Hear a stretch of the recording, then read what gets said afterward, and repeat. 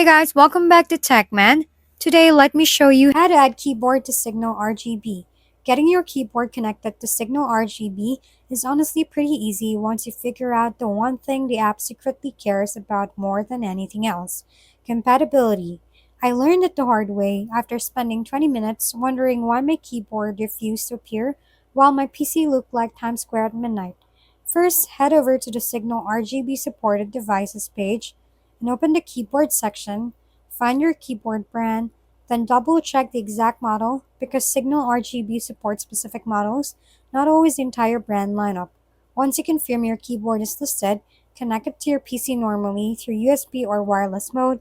After that, open Signal RGB and head into Settings, then Conflicts.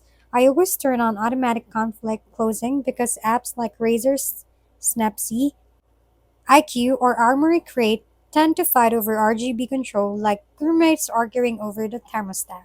Disable any conflict software, start Signal RGB, and your keyboard should appear inside the Devices tab automatically. From there, you can rename it, customize lighting effects, sync colors with your setup, and spend an unreasonable amount of time deciding whether Rainbow Wave mode actually improves gaming skills. If we've been helpful, kindly give us a thumbs up and don't forget to hit the subscribe and bell button for more contents. For any questions and suggestions, comment down below.